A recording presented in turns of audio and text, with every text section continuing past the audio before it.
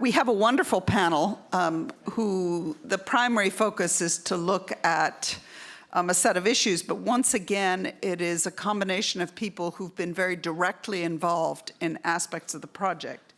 So in that sense, for example, Samia was our partner in working on the South and Central Asia study. Quentin has been a long-time co-conspirator at the World Bank. Scott is Scott, and we're very much part of this joint endeavor. And Lynn Aylwood is working on one of the most interesting ongoing projects that we're working on, which is looking at the whole of the interaction between faith and health. So with no more introduction, Scott, it's you. I would like to begin quickly by thanking Catherine for inviting me, and also by expressing my gratitude to the Berkley Center. Tom Banchoff and colleagues, in a relatively short time, have not only put this center on the map, but really made it one of the leaders in the remarkable work that you're doing at the Berkley Center. I would also congratulate Catherine for this project and the Luce Foundation for supporting it, because this is a little bit of a imitatio Dei, that is creatio ex nihilo, that is to bring something out of nothing.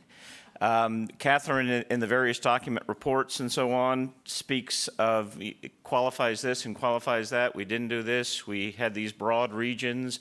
We covered things in a very general state. All of that is true. At the same time, we really didn't have anything like this before this 5.5-year project. We really didn't have the range of interviews and commentary and raising of issues that we have now. So it really has created something where we really had enormous gaps, and I'm grateful to it, and I know it is the first step in a great deal of research and conversation that needs to unfold in the future. I have 2 observations. Catherine provided me with the summary of the various reports, and I've read some of the reports themselves, and I have 2 observations I'm going to run through quickly. The first, I was asked to speak about the relationship between the development, research and development, and faith-inspired development, and faith-inspired, I'll call it, peace building. My first observation is the challenges facing the faith-inspired development organizations are similar to and related to the challenges facing faith-inspired peace builders. Both of these groups face similar challenges. First and foremost, there's the challenge of scale, which is inextricably intertwined with the challenge of secular and governmental prerogatives, worldviews, and presumptions. Both the faith-based peace builder and the faith-based development worker faces the problem of scale, that the major players are large players, they're governmental, they're secular, they bring certain presumptions to the work. Peace building comes in 2 types and shapes, generally speaking: liberal peace building and what I'll call here elicited peace building. The latter is a radical attempt to reframe the liberal peace-building project of the post-Cold War world in the context of the many demands and failings that have emerged from liberal peace-building. It's certainly now clear that peace-building should focus on the creation and nurturing of multi-level and constructive human relationships rather than merely instrumental and technical responses to conflict. Ever since Boutros Ghali's Agenda for Peace in the 90s set the post-Cold War peace-building agenda, there have been wide-ranging attempts to develop peace-building further, including lesser-known agendas that are related on democratization and indeed on development, and the work of a wide range of academics on peacekeeping, peace enforcement, peace maintenance, conflict resolution, conflict transformation, and peace building, overlapping terms but distinct. Efforts ensued after Boutros Ghali's initial articulation of peace building at the UN level to embed peace building within civil society, within development priorities, human rights, post-conflict transition and justice, and so forth. The dominant impulse, at least until the War on Terror diverted attention and resources, was to draw together the wide-ranging responses that emerged across institutions and disciplines to try to produce one universal blueprint model for peace, a liberal peace for the post-Cold War world. Within this attempt, the dominant response was to assume that peace building is a rational, secular, post-Enlightenment project in which democratization, development, the rule of law, and human rights form the basis for a post-conflict neoliberal state.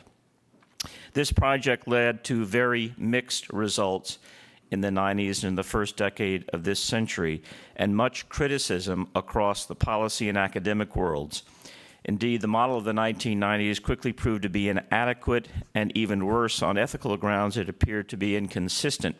The paths out of such predicaments as Rwanda, Somalia, and Bosnia that were chosen by the dominant peace-building actors at this macro level, namely the UN system, UN peacekeepers, World Bank, NGOs, and major donors such as the US, UK, Japan, and the Scandinavian states, rested on the use of force for humanitarian reasons, often by the US or NATO, and justified by the prospect of the chance to create a liberal state. And after 9/11, to focus on regime change. The intent to create a liberal state in such locations meant that any intervention using any method became automatically self-legitimating. The impetus toward this liberal and positive peace, trying to build a new nation in these war-torn areas, provided all the justification required in the minds of many policymakers, though its focus was primarily on building often alien institutions for democratic elections, neoliberal development, human rights, and rule of law, rather than more directly on the people and societies involved in these transitions. All through this, the continued underpinning of peace building by the liberal state meant that in the Middle East, Cyprus, Sri Lanka, many other locations, peace processes began to undermine themselves by reiterating state centricity and ultimately implying ethno-nationalism and territoriality. Peace building gradually seemed, in the minds of policymakers at least, to merge so closely with state building, and for local actors in places such as East Timor, Bosnia, or Kosovo, a renewal of competition over control of the ensuing state became new flashpoints for conflict. To correct and complement this liberal peace-building model, an attempt developed which might be called elicited peace-building. It emphasized local ownership and development from the ground up. It took a longer-term time frame for building peace, made room for religion and culture, and is struggling nowadays to develop metrics that are true to its theory of change on the one hand, but also imaginable for partners working at the regional, state, and international level on the other. Its greatest weakness, this elicitive model of peace building, is precisely that in displacing the state and international community as the primary actor, it has no theory of power that has gained consensus among the loosely affiliated and geographically diffuse and dispersed actors who are practicing and trying to perfect the elicitive model. Scaling up, going vertical, engaging politics, affecting structural change. This is the big challenge of the elicitive model, eliciting local cues, culturally resonant approaches to transforming conflict. Much of what I'm saying about liberal peace building and about peace building in general, I think, applies to our conversation about development. Faith-inspired actors have added elements of depth and authenticity to the struggle to build peace, even amidst long-term violent conflict. For example, they have developed what might be called peace-building virtues, or at least attributes, by casting best practices with a theological or spiritual depth and resonance. So, for example, one of the best practices of peace building from the ground up is the sense of accompaniment of armed actors, accompaniment and mediation of various sides to a conflict, And in Catholic context, for example, the notion of presence to the suffering, to the victim, in fact, to all parties in a mediating sense, is deeply connected to a sense of Eucharist, a sense of sacramental presence. So there's a theological or spiritual depth added by the faith-based actors that is culturally resonant and begins to deepen, give depth dimension to what sometimes is seen as an imposed, otherwise seen as an imposed technical peace-building practice. In other cases, faith-inspired peace builders have unlocked the depths of the human experience and the human person, which are natural resources, literally, for the hard work of accompaniment, witness, mediation, conflict transformation, and the like. So there are studies now, Lisa Shirk here in DC, among others, have written on the use of ritual, of prayer, of spirituality, different ways of encountering time and space as part of healing processes, restorative justice processes, which are crucial elements of the building of peace. The religious actors bring a depth of wisdom and practices to this otherwise secular and technical peace-building practice that deepens the resonance of these practices with the human spirit, with human community. Finally, in yet other cases, the faith-based actors have participated in developing bridging language and sensibilities, second-order discourse that makes cross-cultural and multiple kind of contesting epistemologies possible to relate to one another. So concepts like solidarity, concepts of reconciliation and forgiveness, subsidiarity. This is second-order discourse that draws upon deep religious, spiritual, and theological wells, and faith-inspired actors in peace-building are helping to develop this kind of discourse, this bridging language, in addition to touching the deep reservoirs of human imagination and creativity.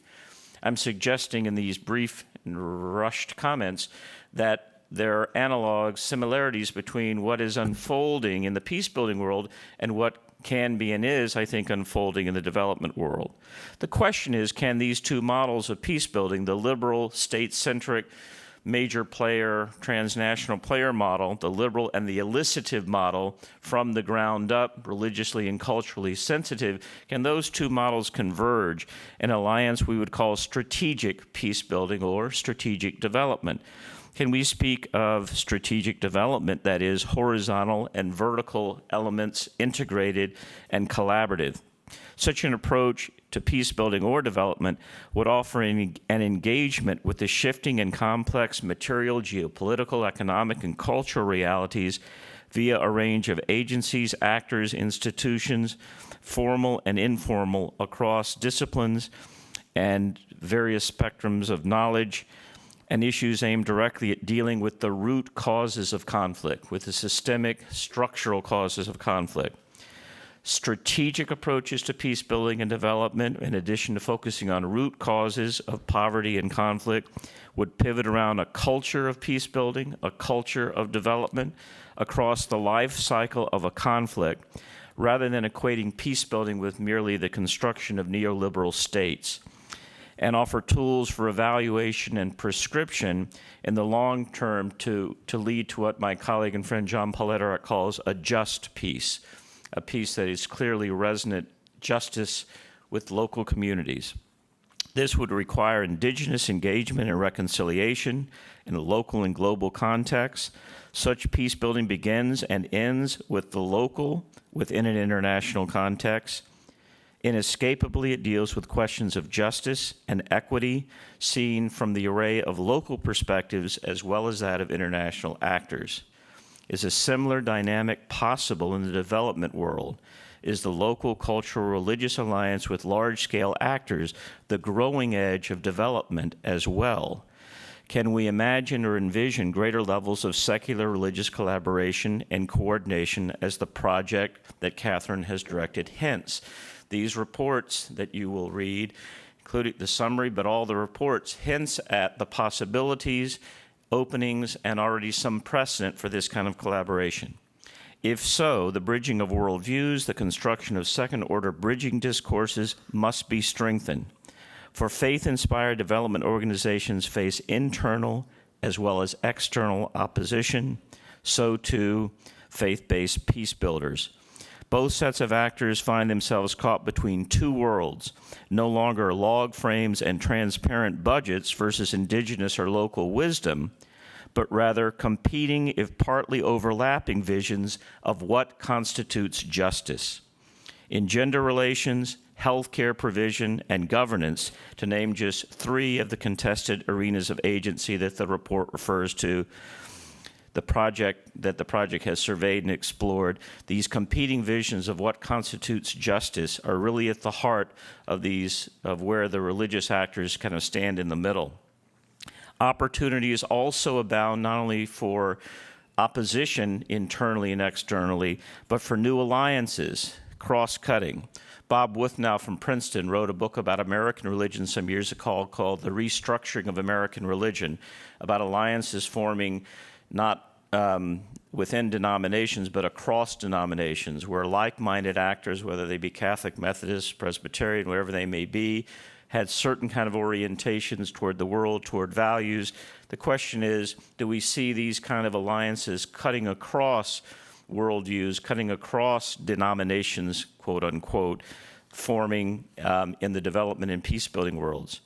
My final two paragraphs also constitute my second of two observations. Number two, the relationship between conflict and development, while present in the program findings of Catherine's project, could be lifted up. The relationship between conflict and development. It's throughout the reports, but it could be lifted up, made explicit, theorized, and studied further. This is a big issue, of course, in development, the awareness, the dawning awareness that development projects create violent, or that's too strong, have a relationship to the outbreak of violent conflict. And, of course, religious actors are right in the heart of this nexus. Peace builders are keenly aware of ethnic and religious rivalries exacerbated, intra-communal divisions introduced by development projects that do not take careful consideration of attitudes toward creation, nature, sacred sites, ethical priorities that are alien to the developers. One question to be addressed: under what conditions do faith-inspired development organizations exacerbate conflict? Under what conditions do faith-inspired development organizations mitigate conflict aggravated by secular large-scale development organizations? That is to say, these faith-inspired development actors do both. They can mitigate conflict in alliance with large-scale developers when they inadvertently create tension. They can also add to exacerbate conflict at the local level when they're not in sync, and even sometimes when they are in sync with large-scale development. Is one basis for collaboration between the faith-based and the secular actors precisely the prevention and amelioration of development-induced or religion-induced conflict? The project contains leads, hence intriguing implications along these lines. I look forward to seeing them pursued and developed.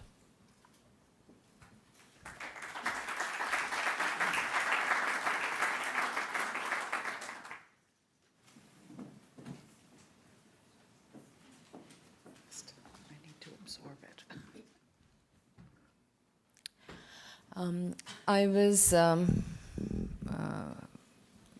part of the institution that partnered with Berkley Center for their South and Central Asian consultation held in Dhaka, Bangladesh. So I thank Catherine for bringing me here today. I'm going to talk about gender, Islam, and development, and I'm going to talk from a fairly narrow perspective focused on Bangladesh, but hopefully, there'll be issues that will allow us to think more broadly. Removing gender inequity is a fundamental component of sustainable development. All representatives from faith-inspired organizations present at the Dhaka meeting in February agreed that they can make very tangible contributions to gender equality and women's rights. One participant noted that in large faith-inspired NGOs especially, gender-sensitive programming or a gender lens has become common practice. Faith-inspired NGOs at the grassroots level have some advantages that include greater acceptance and credibility in the local community, thereby positioning them better to initiate change by upholding rights guaranteed by faith while remaining sensitive to the local culture. All participants agreed that religious scriptures call for protection of the rights of women. Cultural traditions and not religion, most stress, perpetuate gender inequalities. Thus, a faith-inspired approach may play a more important role in setting culture, or rather, certain cultural norms and practices right. In Bangladesh, the idea that cultural ideals and traditional norms and not religion per se oppress women is used not only by faith-based organizations, but also by the average educated and even poor citizens who increasingly congregate in talim, or Islamic discussion circles. These work as important vehicles by which men and women aspire to cultivate a textual piety based on readings and discussions of the Quran and Hadith.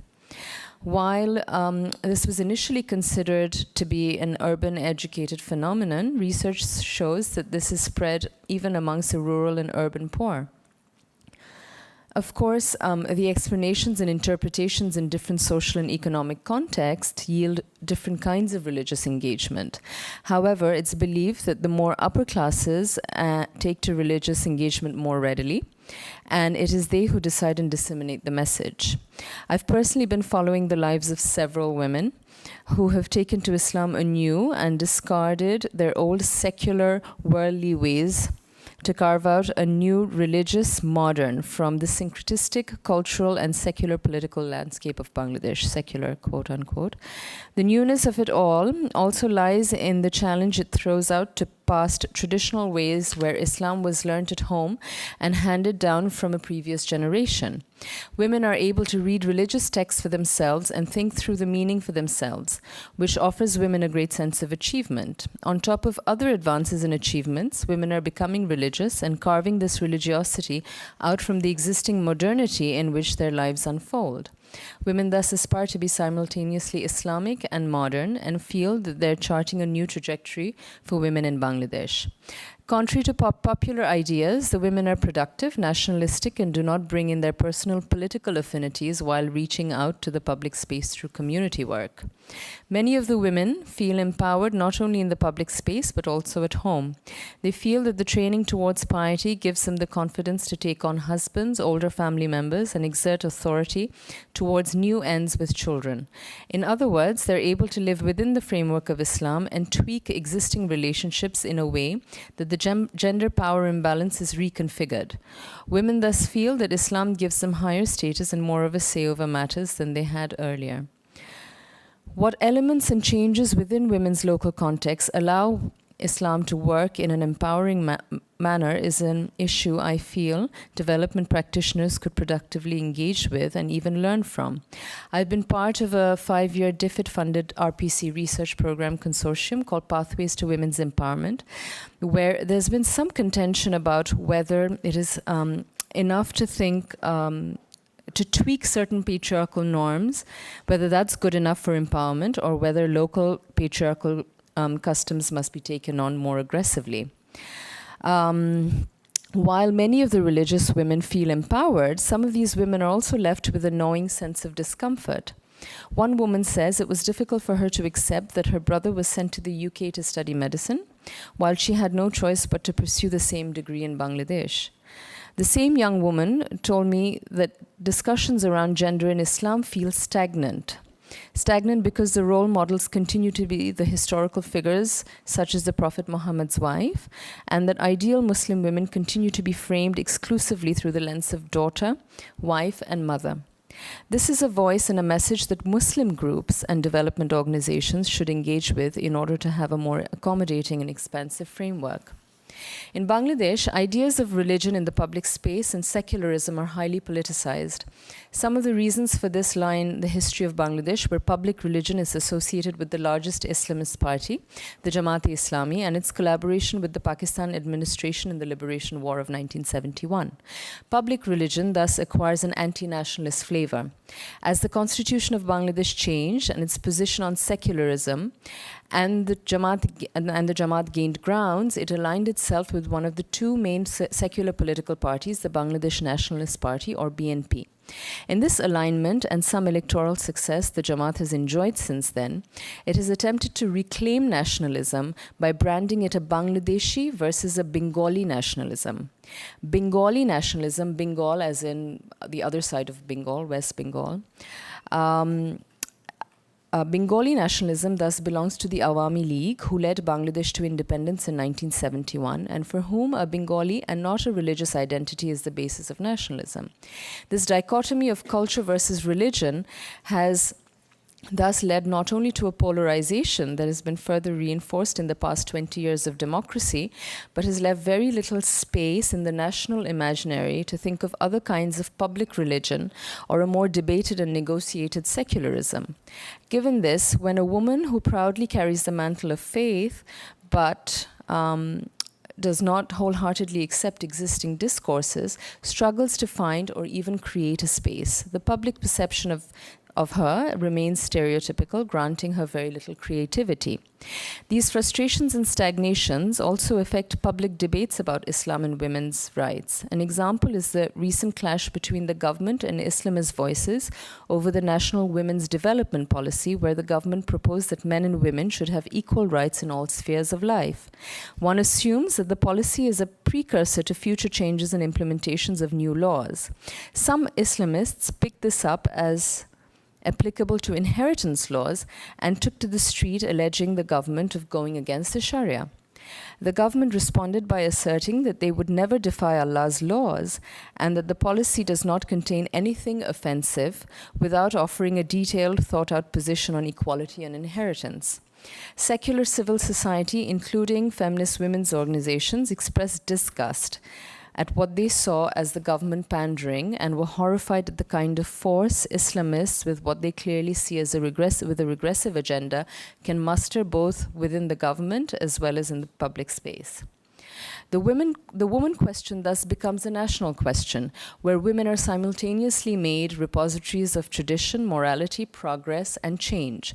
Equality remains a vague and elusive concept that is not substantively torn apart and considered by all the parties. Soon after this clash, I went to talk to some female leaders within the Jamaat-e-Islami, since they had made no public statement about the policy. The female leaders said that while they do not share the overall political agenda of the protesting Islamists, they had also heard the government propose policy as contrary to God's laws. One leader said to me, "How can you give men and women equally? That's not justice. A son has been given the charge of taking care of his family and has many dependents. A daughter has been relieved of these duties and incurs no sin if she chooses to spend all the wealth she inherits on herself. She still has the right to be taken care of by her husband.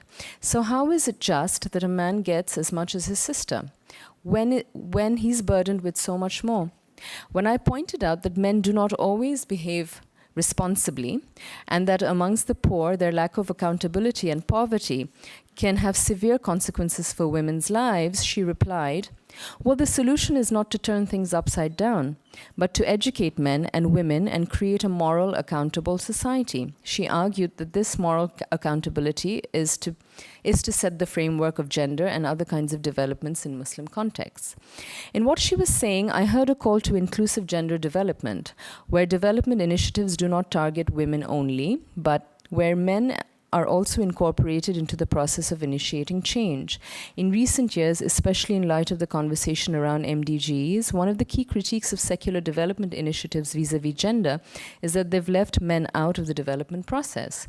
As a result, 30 years on, we're able to feel the effects of women's development that has overburdened them with too many duties, even as men remain the gatekeepers of homes and communities.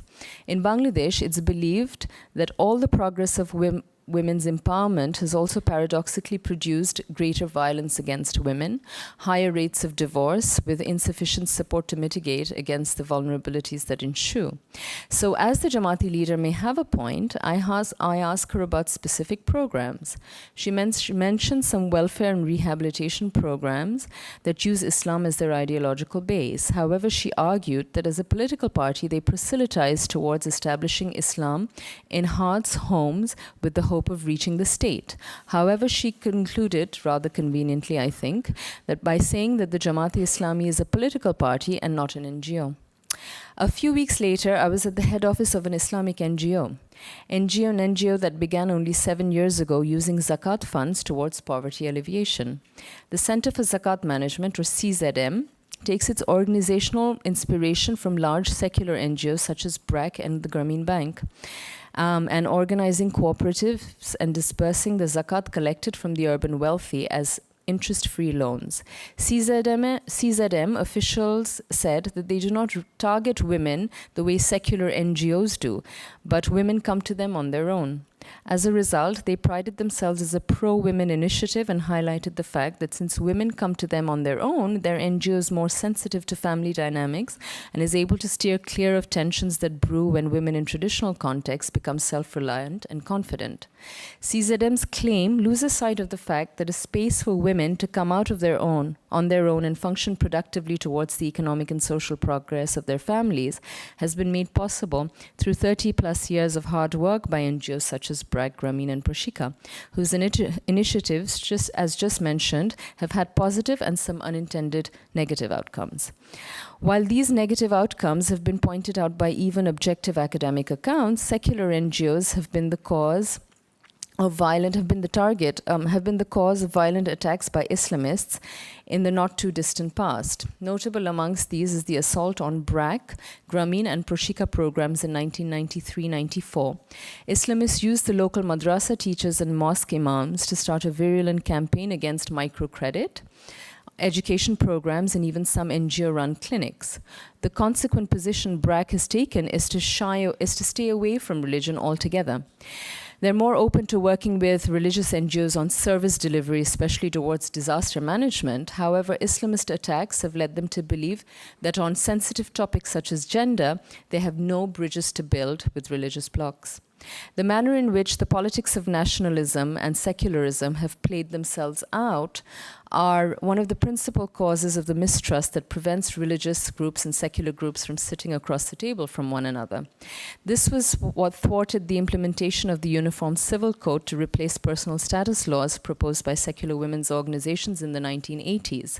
The question is, what is to be gained from and what is at stake in continuing to assert that religious and secular blocs have different ideals? In keeping the polarization alive, are they allowing valuable insights about working towards greater gender equity to fall through the cracks, especially as they create and leave a legacy of empowerment and substantive change over time? One area that I can think of, especially in the case of Bangladesh as well as in other southern countries where religious and secular development agendas can have a synergy, is around the issue of dowry. Dowry was made illegal in Bangladesh in early 1980s, although it continues to be a huge cultural problem with dire economic consequences for families and their daughters. The largest and oldest women's organizations remain active in tackling instances such as harassment, violence, etc. linked to dowry. Several years ago, they brought to public attention how the anti-dowry law became a pretense to legally complain against any instances of domestic violence, thereby making it difficult to separate genuine dowry cases from other kinds of oppression. Because of this, genuine dowry cases were losing credibility. Religious development groups and organizations argue that laws will not enforce anything until and unless the correct practices are set in place. To that end, they propose that mohrana, or bride wealth, be actively promoted as a means of substituting dowry with a form of transaction in which a woman's worth is better enshrined. Mohrana is currently a part of every Muslim marriage contract. However, it remains an ideal and is evoked only during divorce, at which point it's seldom paid, especially amongst the poor.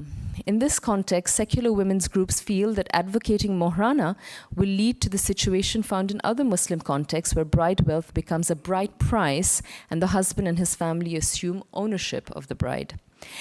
There are many issues to consider in this complex web of links between financial exchanges, marital customs, and the status of women. Both the religious and the secular quarters may have points that need to be further thought and observed over time for their validity to be tested. However, in order to discern what the best possible options might be, given the cultural context, it might be fruitful for secular and faith actors to at least sit across the table. Such a meeting would be not only to build bridges and influence, but to hear one another out. For faith actors working on development, there are several interpretive theological advances that have been made on women in Islam in recent years. There are religious groups in different parts of the world that have taken heed to these and are pushing for new ways of dealing with the women question, even from a religious framework. In the Dhaka consultation, we had a heated but lively session on gender. And while all the participants agreed that gender was a vital component of development, and to that end women must be included, their participation scaled up, one faith practitioner said, "In Islam, men and women have no differences. There is no hierarchy other than the fact that a woman can never lead a man in prayer in case she becomes a source of sexual provocation." Reactions to Amina Wadud leading a mixed congregation in prayer several years ago reveal the controversies and tensions that surround the issue of gender equality in Islam. What was of concern is that all the Muslim faith-based practitioners from South and Central Asia present at the meeting were squarely at the conservative end of the debate. After the discussion, one Muslim practitioner approached me to say that there may be examples from the Islamic tradition that grant women the right to lead a mixed congregation. However, he felt that the world, or at least his world and the men who constitute it, were not ready to hear that. I would like to conclude by pointing to the following. The important role faith-secular nexus has the potential to play. A commitment to gender equity, not only by including more women and making loans available to them, but by deconstructing and redefining ideas of womanhood, femininity, so that men, both religious and secular, can grant them a less sexualized position. To depoliticize the cultural terrain and identity, men, and identify men who can be on board. The importance of faith actors to constantly push the boundaries even within the framework of faith and religion, and the importance of secularists to critically reevaluate to what extent the secularism they wish to establish is an organic and negotiated one. Thank you.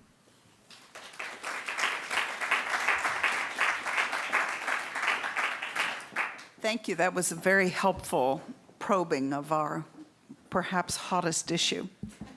Quentin.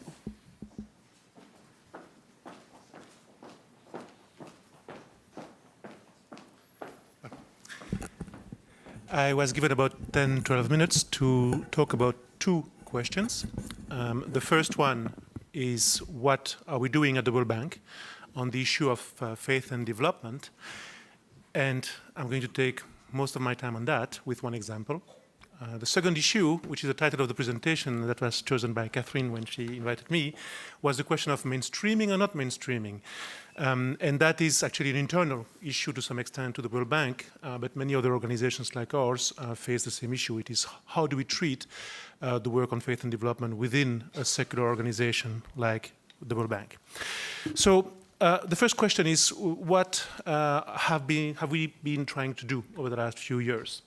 And I wanted to give you one example, which is a study that is going to come out in 2 or 3 months. It's supposed to go to review within the next week or so within the bank, on the role of faith-based organization in service delivery in health in Africa. I know a few of you have seen me talking about this kind of work before. There will be a few changes and a few good news, actually. You have to understand that at the World Bank we work, at least in the part of the World Bank in which I am, mostly with governments and not directly with faith-based organizations. So this is also actually why the question of mainstreaming or not mainstreaming comes up. When we work with the government, we work with the Ministry of Health or the Ministry of Education, and the question is, what can we do to try to improve service delivery in health as a whole in the country or in education, for example. And the first question that comes up with the role of faith-based organizations is how large are they? What's the market share? Do they reach the poor? And do they do better than other types of organizations? And what some of the work that we have been doing over the last 2 or 3 years was to actually answer those questions, because we don't have the right answers. That might be surprising to you, but that is actually the case. And the assumptions are that the market share of faith-based organizations is very high. Numbers that are floating around, 40 to 70% of the healthcare provided in Africa is by faith-based organizations. The perception is also that they typically do reach the poor much better than anybody else. They cost less, and that they have a higher quality of service. And all of that can actually be checked systematically using a range of data, especially household surveys, but had not been done before. Now, on the market share, what we found is that there is a huge discrepancy between the discourse of 30 to 40% or even 40 to 70% market share for faith-based organizations, and what you observe in the household surveys, where it's typically below 10%. Now, that doesn't mean that some numbers are wrong and some numbers are right. What's happening is that most of the numbers, which are actually correct numbers, are between the 20-40% range, and they are based on hospital beds that are owned by faith-based organizations when you consider the universe as being the faith-based organizations and the state. And typically, actually, those estimates do not include the private for-profit hospitals that, of course, when you include them, would dilute a bit the market share. Next, if you take into account the full range of health services, actually you have a lot of things that come in, which are informal services. It could be traditional healers, it could be pharmacies, chemical stores, many, many things. That also tends to dilute the market share. And there might be some measurement problems. Maybe some people go to a faith-based facilities without knowing it. Now, the fact that the market share is much lower still, when you take the full system into account, than what has been said so far is important, because using market share estimates that are based on a very narrow set for advocacy on the role of faith-based organizations, I think is the wrong way to go. I mean, they are very significant actors, because even a market share of 10-15% is very large. And indeed, for hospital beds, it's much larger. But still, the key contributions that they provide is not actually even that one, I think. The second question is, do they reach the poor? And the perception is that, yes, they do. We typically have in mind a Catholic nun or from another faith providing services at very low cost to the poor in rural areas. There is that, of course. But actually, when you look at the data, faith-based organizations do not reach the poor more than public organizations, public providers of services. They do reach the poor much more than the private for-profit providers, but that makes a lot of sense. Why is that? Well, for a number of reasons. I mean, one of the reasons is that these facilities, the faith-based ones, typically have more hospitals. And they have not been part of the wave over the last 10 years of a large expansion of service delivery, specifically with small health centers in rural areas, and those have become much more public. So they tend to have larger facilities that are typically more located in urban areas, and they also tend to benefit less from state support than the public facilities. Salaries might be paid, but many other things are not paid. By definition, they need still to be not making a loss, otherwise they wouldn't survive and be sustainable. That means that the cost recovery imperative means that the cost of the services that they provide to the population is typically slightly higher than what would be the case for public facilities. And that may be a detriment to the poor using those services.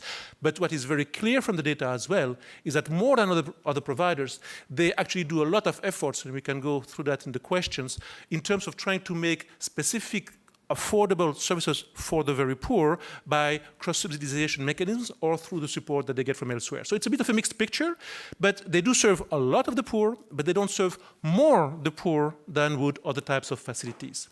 Now, typically I was presenting these two findings before, and much less on the third one, and that's where there is perhaps a lot of good news.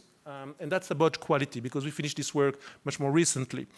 We actually found that they do provide services of better quality. Now, we don't have in our case, measures that would be based on health outcomes, but we have measures that are based on the satisfaction of users with the facilities. And they're almost everywhere, you actually have a much higher rate of satisfaction with the faith-based facilities, especially due to the very good relationship between the patient and the provider. It seems that the personal, and that is related to the ethics, if you will, or the faith inspiration of the facilities are actually much more putting an emphasis on providing a quality of a relationship and a quality of service to the patient than you would have in the public sector. Now, I know I have very little time, about what, 3-4 minutes more? Okay. Let me just tell you very briefly what we found on education, because the results are very similar, actually, but there is one key difference, and I think it seems obvious once you know it, but to me it was not obvious when I didn't know it. So in terms of the 3 questions, market share, similar results in most of the countries. The market share is actually low, below 10%. I mean, there are a few exceptions, the DRC, Democratic Republic of Congo being one of them. Reach to the poor and cost, actually a distinction here between the Islamic schools or Franco-Arab schools or madrasas, whatever you want to use as a name, and the Christian schools, especially the Catholics. You actually find that the Islamic schools in many countries do serve the poor more than the public sector. You find that the Christian schools often do serve the poor a little bit less than the public sector. But typically, if you would average it all, you wouldn't have the faith-based sectors in education serving more the poor on average than the public sector. On the quality, we find again, and with better measures, that actually the quality of the education that is provided is typically slightly higher. One key difference that I wanted to spend 10 seconds on is that the motivation for going to a faith-based health center is not faith.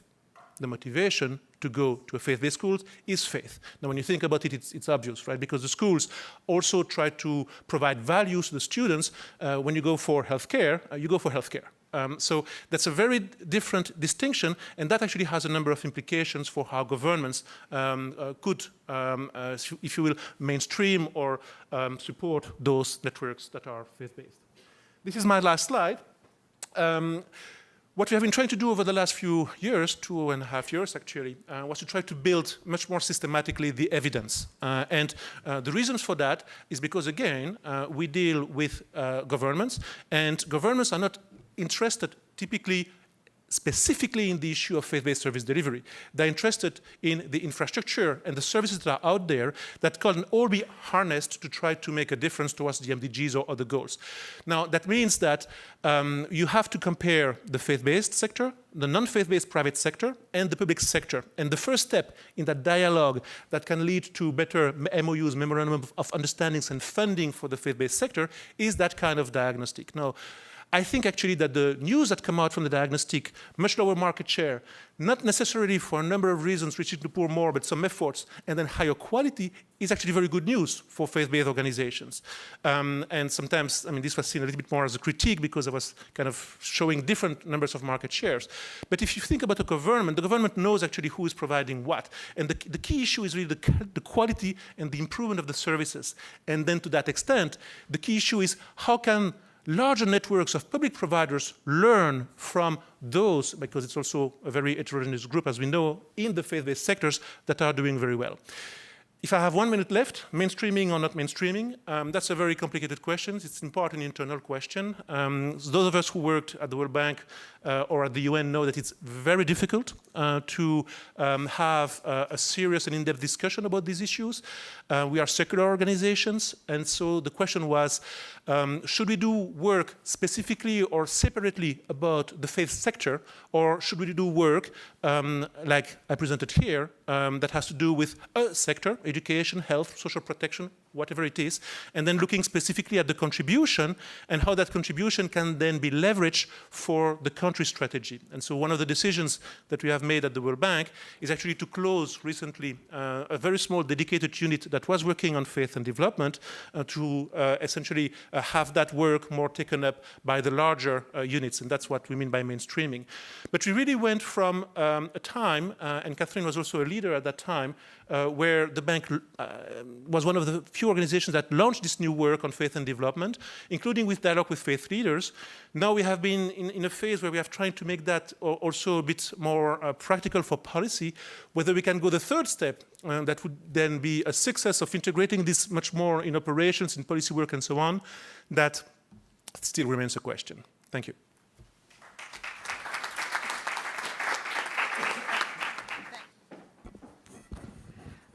Well, I've been lucky enough to work with Catherine and other colleagues at the WFDD on a very interesting study that is looking at faith work on health in Africa, focusing on that. And it's just really such a great area to look at the involvement of faith-inspired organizations, because really faith-inspired organizations are doing it all almost everywhere in Africa. There is great variation, of course, from country to country, and yet basically you have faith-inspired organizations having virtually untrained community health workers who are going door to door and giving people perhaps the only messages they might have ever received yet on prevention of malaria or on HIV/AIDS, and that then goes all the way up to having faith-inspired organizations. The Aga Khan Hospital in Nairobi has a maternity clinic that is licensed or recognized, certified by the UK College of Obstetricians. That's very rare in Africa. A faith-based hospital, St. Nicholas in Nairobi, in Nigeria, is the only institution in the region that can carry out kidney transplants. And basically the government has given it the mandate to handle all kidney transplants. Faith-inspired organizations are very active in providing chemotherapy medicines in Africa, in a continent where 96% of people with cancer will die of the disease without ever seeing a doctor once. So it's really a rich area to look at. And the study had two main objectives. One was to look at the state of the knowledge on faith health work in Africa. What is known, where are the data, and what are the big data gaps, and where there are information gaps, what are the implications of that? The other second main area was, what is the evidence for effectiveness? So this is all, relating or dovetailing nicely with Quentin's presentation, but what evidence actually there is on both the effectiveness in terms of health outcomes, and then perhaps a slightly broader issue, what is the evidence on the purported comparative advantages of FIOS? Do they actually reach the poor, the marginalized? Do they evidence greater credibility in healthcare? And so one of the, questions that we were asked to address was, what are successes and challenges? So there's one very big success of faith health work in Africa that I will discuss, and that is behavior change communication. The crafting of messages and then the delivery of those messages in a culturally appropriate way to engender behaviors that mitigate disease. That's behavior change communication, and there are many initiatives where using faith leaders in this work has been shown to be highly effective. One, of course, is work that CIFA has done with the Nigerian Interfaith Association, and that has involved training faith leaders. And I think the success of this work, clearly speaks to the credibility of the faith leaders. And it's also very highly cost effective. Basically, you train one key or major faith leader, he trains 50 more, and then each faith leader reaches 200 congregants. And this program in particular there's already evaluation done, and it's shown to be very effective. And I think that behavior change communication is something that faith-inspired organizations do very well, that perhaps they bring a special talent for, not just because of faith leader credibility, but also because of another purported comparative advantage of religion, which is the networks, these very extensive grassroots networks when you really need to get a message out. And sort of related to that, just one other quick success, Akipas Davida's Teams of Life in northern Mozambique. This is an initiative of the Anglican Diocese in northern Mozambique. It's a very, very remote part of the country, And these are small groups at congregations. They're members of the congregation with very, light organizational assistance from the diocese. But they form groups of 10 or 20 people who then provide health messages on HIV/AIDS prevention to their entire community, also care for orphans, provide some very light medical support. And what's really impressive apparently about these Equipas de Vidas is that although they're formed in Anglican congregations, that Muslims and people in Mozambique who are, atheists, not religious at all, are joining with them. They just see what the Equipas are doing and they just want to be part of it. They are an interesting case because they do raise bigger issues, as so many things involving faith-inspired health work do. In this case, an issue is volunteerism. The government of Mozambique is making an effort to do more training of community health workers who would get a very small salary. And of course, anything that produces incomes and jobs in Africa sounds like a very good thing. But I know that there is a fear on the part of the people working with the Equipas de Vidas that if your neighbor is getting paid even a small amount to do something that you're doing completely out of commitment, that just begins to create difficult incentives. Now, on challenges, a challenge for faith-inspired organizations, and Quentin has also alluded to this, is evaluation. The truth is, in development, no one's particularly great at it all the time. Whether faith-inspired organizations are any worse at it is a question. Some people say they are.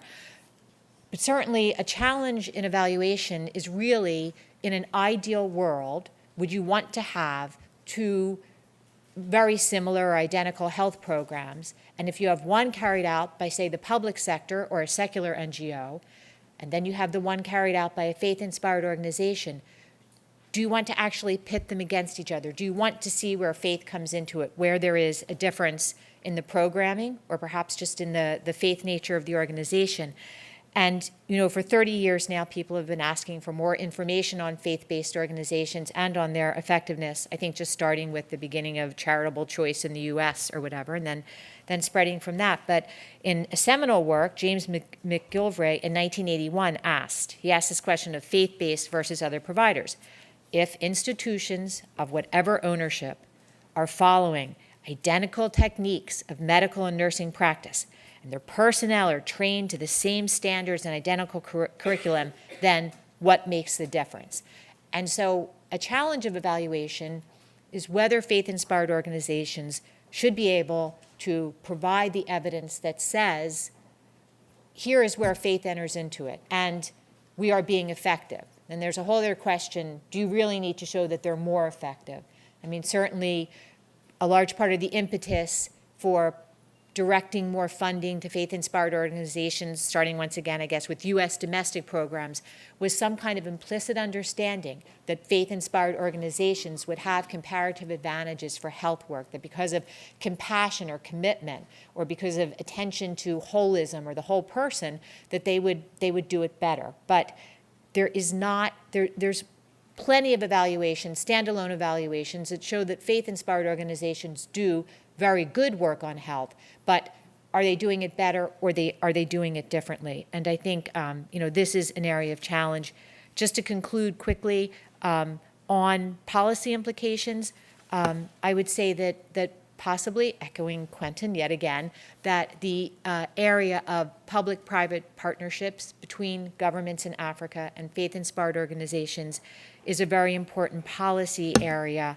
I think with more data on private health sectors, on the for the for-profit health sector, there is going to be more attention on this issue. I know that speaking to Christian health associations in Africa, they feel that even where they have a good memorandum of understanding in place, they're operating at a disadvantage, perhaps because governments provide them with the subsidies or with the payments that they're entitled to. They provide them with very long arrears, or the subsidies or payments they receive for carrying out services, say as designated district hospitals, no longer keep pace with costs.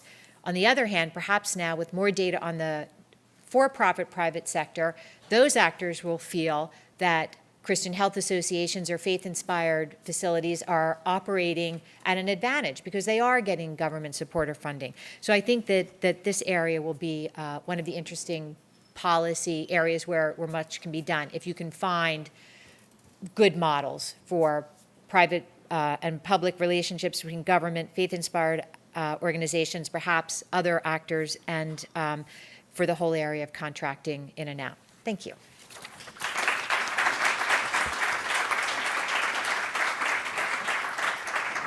Well, thank you to all four of you for very different and very thought-provoking and informative presentations, trying to grapple with this question of peace building and conflict and development, I think, is one of our certainly core challenges. I think Samia has given us a wonderful illustration of how the gender questions actually play out in a very complex political environment. But you could take that in almost any country and find something similar.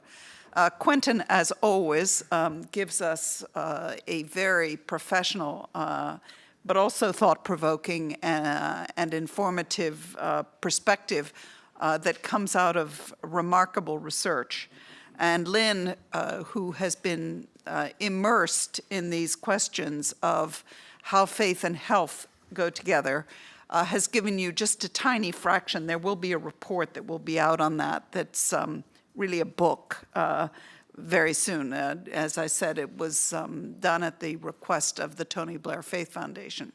We have, I think, 15 minutes because everyone did gallop so much. So I see Mark's hand right away and Tim. So. Yeah, I have a question for Samia Huq. I have a question for Samia Huq. You mentioned in passing that the Islamists are attacking Brock and the Grameen Bank. And I was wondering why. If you could explain this a bit further. I mean, you can understand why conservative men, or maybe men in general, be grumpy about women's empowerment. But are there specific theological, aside from cultural prejudice, are there specific theological or ethical issues that they think are problematic here? Yeah, why don't you? Okay. Why don't we have some quick exchanges so we can get in as much as possible? I think the sort of theological premise or explanations they offered were somewhat, are of course very contested, and it was really about these secular NGOs coming in and turning our women into immoral women, and they're no longer in parda, they're going out to schools, and where is society going as a result of that? But also at the local context, at the local level, I mean, there was a huge power struggle with the old local elite, and some of them were part of the madrasa sort of mullah mosque system, and the new and how the NGO work was actually shifting that. So there was a threat and a real power contestation at the local level, which led to this, which had a big role to play with this. The theological premise nobody took very seriously. That our women are. I mean, of course, there are ways to come at it within a Islamic framework as well. So that wasn't something that the theological premise wasn't a very a strong one. And also the bigger sort of Islamist groups never. I mean, there's suspicion that they were behind this, but they never actually came to the forefront to say that yes, we're also on board. So if that answers your question, I don't know. Tim? I'd like to ask a question to Quentin. You mentioned the issue of scaling up. I think development agencies are always looking for opportunities to scale up, but I just wonder whether this actually matters that much. I mean, often you can't scale up, and yet that tends to make development people slightly negative, I think. And I've sort of come around to the view, well, if you can't scale up, it doesn't matter, provided the organizations are making a good contribution. Actually, I don't think I mentioned scale up. I mentioned something slightly different. To me, the key question, given the somewhat limited market share, actually, of faith-based organizations, whether it's education, health, and so on, is more how can they learn about what they do very well, and how can others learn about what they do very well? So it's a scale-up in a sense, but the question is really if they do provide better services, and the evidence is very strong actually, at least in terms of subjective satisfaction by the households. What can the much larger public facilities do to try to reach the same results? I mean, of course, I can't answer that here, but just as one bit of information, I found it very interesting when we were discussing the results specifically on Ghana with the Christian Health Association of Ghana, how they are starting to position themselves much more actually towards policy dialogue with the government as opposed to simply a service provider. And they see the future of their influence in the policy dialogue and in trying to demonstrate how to improve the quality of services. So it is a scale-up, but it's a scale-up in terms of spreading good practice, if you will. I don't know if that clarifies. Sorry, one more thing. The Christian Health Association of Ghana and many of the others are not trying to scale up. That's very important actually to say. I mean, they are not trying to have many more facilities. They are trying to be better recognized, better funded, and improve the quality. And I think that's why this whole debate about the market share to me is a non-debate. The debate about the quality and the cost and whether you reach the poor, that is a true debate. Just to add a little bit to this, I think the fundamental issue that we have been concerned about is whether there is a large part of this experience that is simply not captured and is not part of policy analysis and discourse in trying to improve the lives of people. And clearly we think a lot of it is not, but what we're trying to do is to move from where we've been, which is anecdotes and sort of stories, into something that's more systematic. But the reason I mention that is that I want to commend the interview with Quentin that is on the website. And one of the dilemmas that he's talking about there, which is one that I'm very much aware of, is that analysis doesn't always persuade people. People are often persuaded by what they see and by their emotions, even in the largest and most professional bureaucracies. And so it's a question of trying to align, in a sense, these inspirational stories or people's personal experience with something that's solid enough in evidence that you can really present it as a case. And it's a fascinating dichotomy. Here, and then we'll go to the back next. We'll go. Hi, I'm Samira Daniels, a member of different groups. This is for Samia Huck. During the 90s, one of the very interesting but under-analyzed topics in the South Asian academia, NGO, well, not NGO, but in the sort of local activist community has been that, you know, the NGOing of South Asia and other parts, and I was very lucky to, you know some of the activists who, you know, who have had very uncomfortable feelings because it falls into this whole politics of prestige and favoritism of certain women over others, and I wondered if in Bangladesh you had, you know, because it's been a vigorous discussion in India and Pakistan, but particularly India actually. Since, you know, it draws upon so many different groups. So if you could address that, thank you.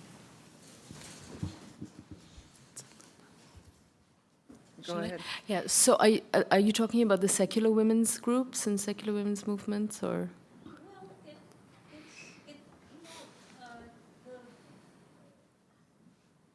it goes beyond just religion, but it does include religion to the extent that there is this, you know, divide in the educated political circles with a kind of an understated secularism that the secularists have, and their desire to defeat the religious. You know, this has But that's, yes, I think that sort of, I tried to say that in my talk as well. That's something that many now see, or some see as the problem now, because it really is a war between the progressive women's groups have been secular groups, and they really have not made much space for religious voices. Maybe they favored a particular kind of religious framework. In the context of Bangladesh, it's been the very syncretistic Sufi, but not at a very deep level of engagement at all. You know, I mean, and religion is a very private matter. Not that you don't have, not that religion should go away from people's personal lives, but that it's a very private matter. So what we noticed in the last 10, 15 years is, for example, in a place like Bangladesh, women don't traditionally cover their heads and wear the hijab and do that at all. I mean, in fact, our clothing is very much akin to West Bengal, the Hindu population there.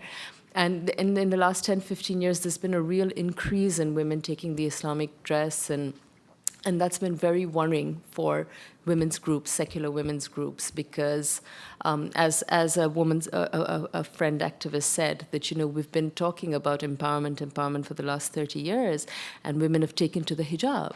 So I really feel like the ground has shifted from under my feet, and I don't know what I've been saying for the last 30 years, that women have now taken to the hijab, and all kinds of women. I mean, these are rural women, and the reasons are very different, actually.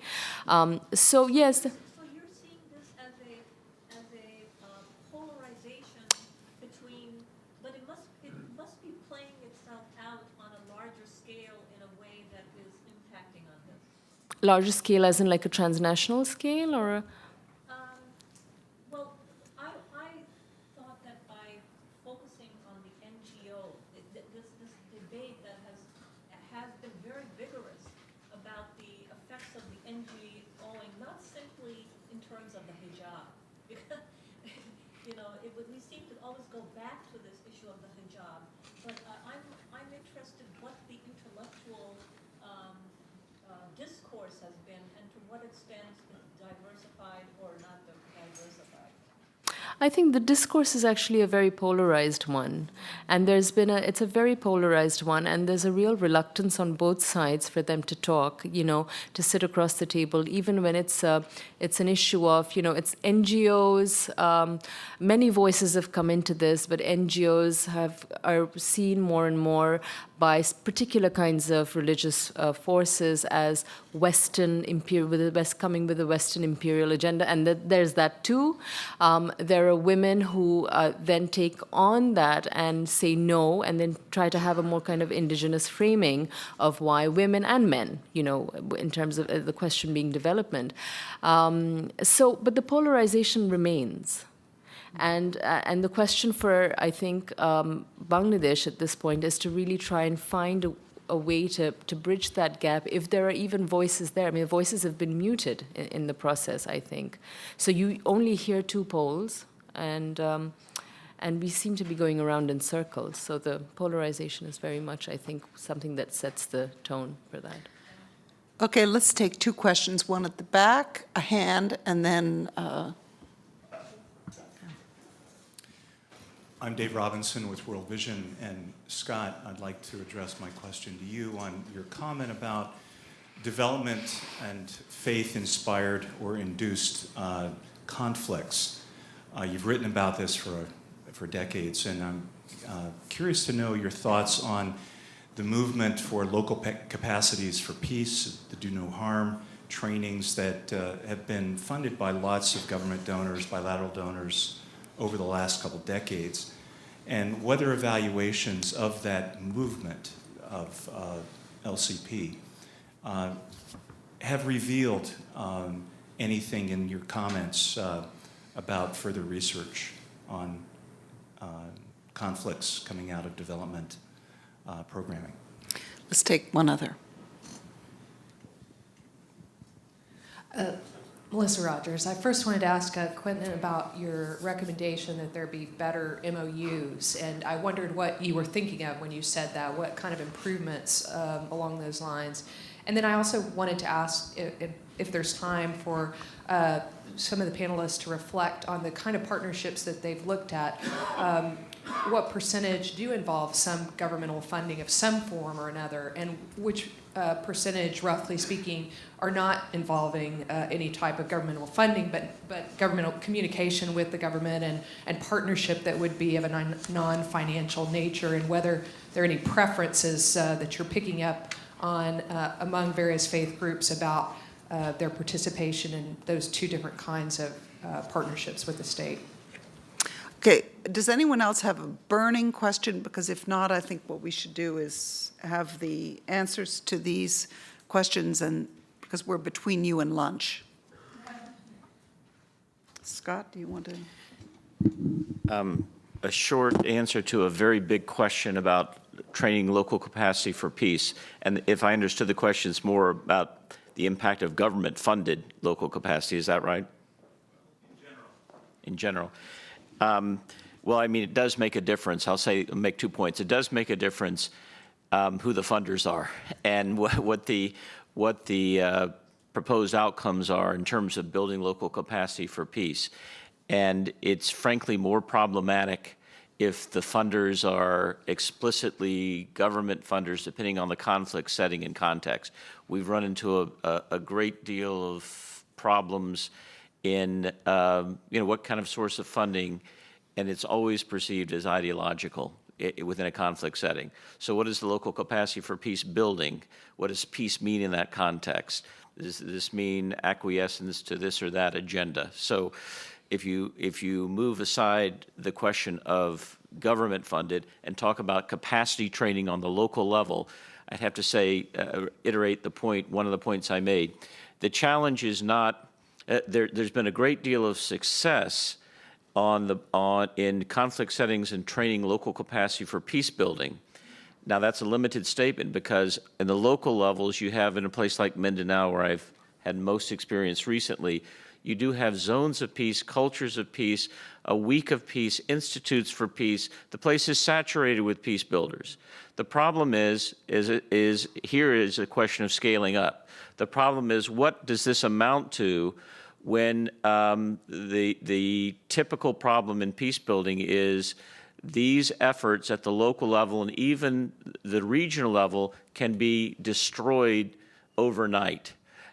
If there's not a kind of protective capacity, if there's not a scaling up governmentally, if there are not patrons or protectors within the mayor's office, within the state, and so forth. So these local capacity peace builders, are faith-related and otherwise, are vulnerable to quickly shifting tides politically, clan wars, a variety of things that can almost overnight, that's too much, not too much of an exaggeration, set them back months, if not years. So the real challenge is these various collection of admirable and relatively effective local levels of building constructive relationships across ethnic and religious lines are quite vulnerable if there's not a vertical scaling up. And that's the biggest challenge facing these peace builders in their capacity building techniques. So, final thing, CRS, Catholic Relief Services in Mindanao, is right now trying to a political action program at the barangay level, the little village level. It's a beginning. It's a very modest beginning. Quentin, on MOUs? Okay, very quickly, I mean, we have to start from the observation that in most of the African countries, you do not have a Christian health association that is functioning. It's only a minority of countries. Even when you have a Christian health association functioning, only in a minority of those do you have actually an MOU with the government. And then among those, only a minority are comprehensives. Meaning looking at issues not only of funding for salaries, but funding for other things. I mean, capital costs, training, M&E, all kind of stuff, right? So we, and Ghana is one of the few examples actually where they went through a process of 5-6 years, maybe even 10 years, to discuss that with the government. So it's a long process. It's very complicated because you have vested interests and so on. But the idea is to have them more comprehensive, and then also to simply have more of those formal agreements that can be slowly improved over time. So, I mean, there's no time to discuss the specifics here. But one last word. I mean, Ghana actually has achieved a recognition of the Christian Health Association at the same level administratively as the Ghana Health Services, which is the branch of the government, if you will, right? But I think that's the only country that has achieved that. So in the other countries, there's a long, long way to go. let's let everyone have a quick last word, perhaps starting with Melissa's question about funding. And I would just add as a framing of that there are two sort of mantras within the development community where Africa is concerned particularly, which is towards sector lending. In other words, there's supposed to be sector strategies, and there's supposed to be, as far as possible, a pooling of funding, which applies to both public and private.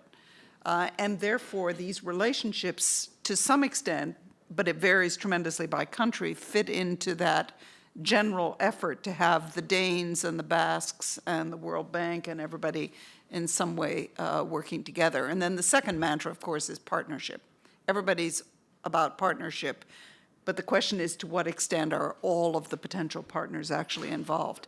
But your question was really whether you can actually sort of trace or point to a distinction between the way groups operate and react to external funding or government funding, public funding. Did you? And this, we'll just go along and everybody gets their last word. I think just to say that, you know, the data say that in 75% of all African countries, governments are either are funding to some extent faith-inspired organizations' work. So there's a lot of relationships, and yet even in the countries that do have the MOUs, there's problems where government will make policy shifts, such as changing remuneration for public health workers, which then causes great internal brain drain problems for faith-inspired sectors. So I think I would just agree that there's a lot further to go. And I think it'd be a very interesting study to look at the countries that have, the few countries that do have supposedly solid MOUs, and to see if one can actually see differences, whether in terms of the cost charged by the faith-inspired organizations, or how effectively there is distribution of vaccines to them by the government, just to see if there are any practical differences, evidence at the end of the MOU, as it were. Gwendolyn, do you have a last word? So I'm not sure I understood the question, but I think we're still at a stage where funding is rather very limited. And maybe I'm wrong in that perception, but that's what it seems. I mean, again, the Christian Health Association is an example. And we are still at a stage where we have faith-based providers that are providing higher quality of service, but at a higher cost, and that the data does show. So I'm not sure what was the question exactly, because it was a complex question, but perhaps one of the most crucial things actually in those MOUs is the M&E system that you're going to implement to try to weave through the extremist heterogeneity in the type of services that are provided by different faith-based providers. But that's such a broad question that I'm not sure how I can help answer it. Yeah. Samia, do you? With regard to gender? No, just any last observation that you feel you want to make before we close the panel. No, that's fine. Scott. Final thing I'll say, just to mention another Luce sponsored project that I'm working on with Catholic and Muslim populations. We had a meeting this summer in London where one of the issues is it's layered over with the question of government funding of faith-inspired organizations.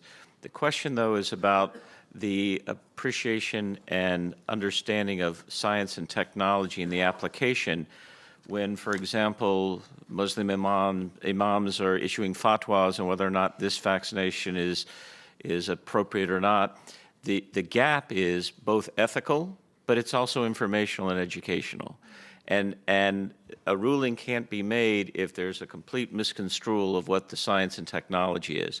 That's an area where I think there's a lot to be discussed and studied about basic appreciation and understanding of the science and technology that allows both sides to be in better conversation about what is ethically appropriate and not, given the funding sources.